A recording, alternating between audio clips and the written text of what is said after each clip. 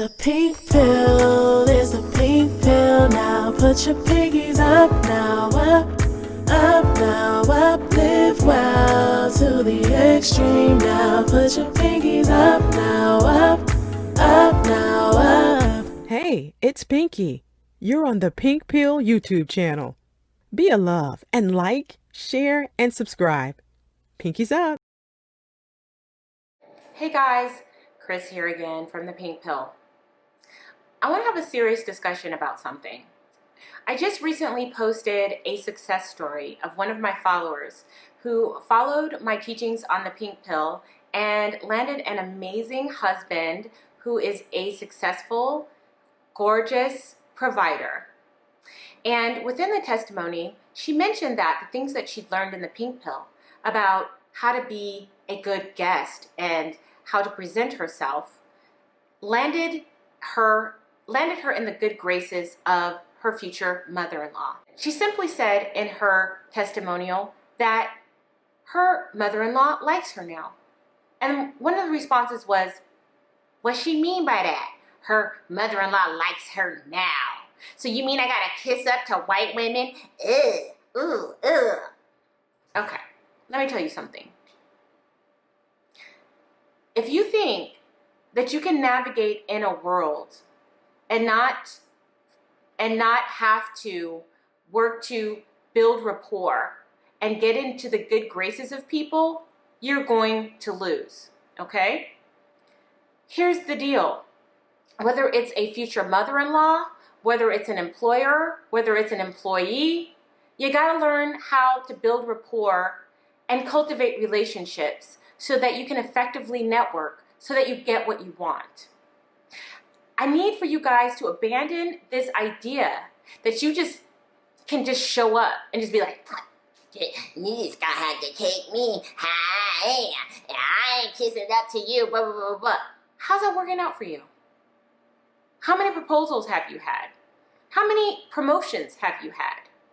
Listen, in the real world, we all have to ingratiate ourselves in order to build relationships, build rapport, so bottom line, we get what we want. What I find a lot of is that Black women think that all they have to do is show up and not have to make any type of effort. In particular, let's talk about relationships. And you're dealing with potentially a white mother-in-law. A lot of you are interested in interracial relationships, but you have issues with white women. You have issues with white people in general. So you think that you can just be with this white guy or be with this non-Black man from a different culture and totally disregard all of the women in his life that mean something to him. Do you think that, for instance, you got engaged to a Black man and you met the mother-in-law? Did you think that you could just show up and just be any kind of way? Or did you think that maybe you're going to have to work to be in her good favor too? Why is it so offensive to work to be in the good favor of a white mother-in-law, but there's no question working to be in the good favor of a Black mother-in-law? I think a lot of you need to really examine the chips that you have on your shoulder about white people. I understand where it comes from, and a lot of it is valid. When I was going through what I was going through, where somebody white really did something to betray me in a very obvious way, a lot of you said, see, you should not deal with white women at all. White women should not even be in the equation. Now, if I would have taken that attitude, I would not have been on the news the other day. Here's the thing.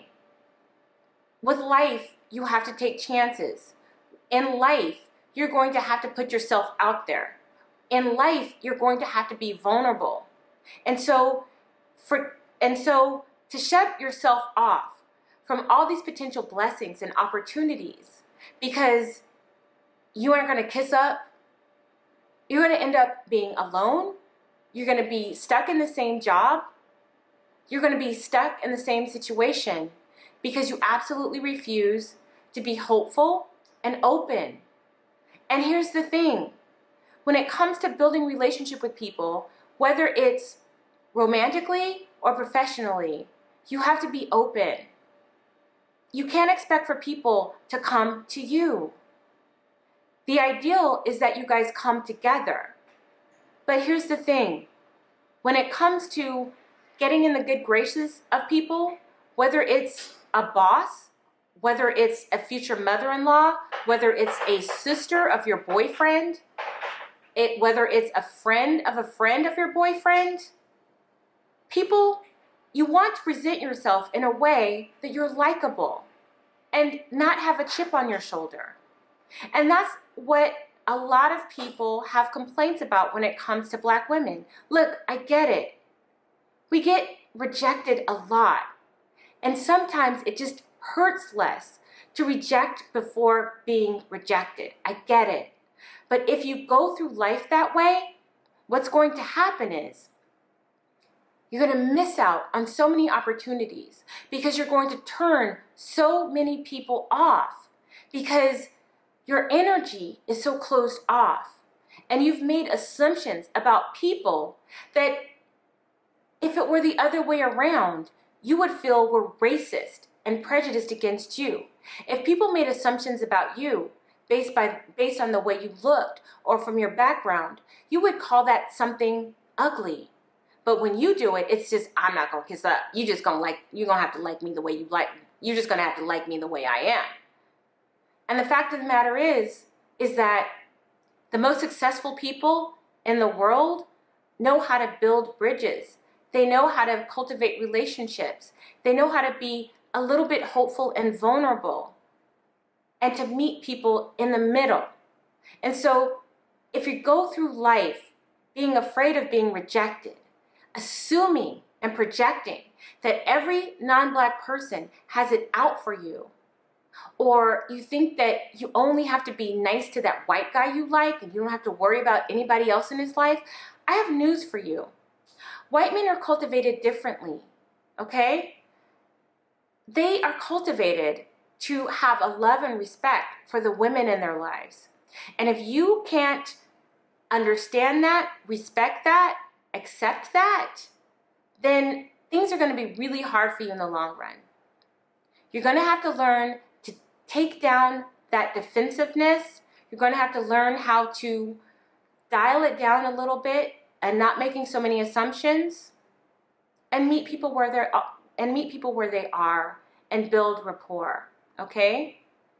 If you're not ready to do that, if you're not prepared to do that, then you're not prepared to move further in life. Because in order to move further in life, you're going to have to open yourself up. And sometimes it's not going to work out. Sometimes you're going to be hurt. But that's life. That's life. Think about all the risks you took with all of those Black guys you dated. You didn't date one Black guy and say, well, that's it for me.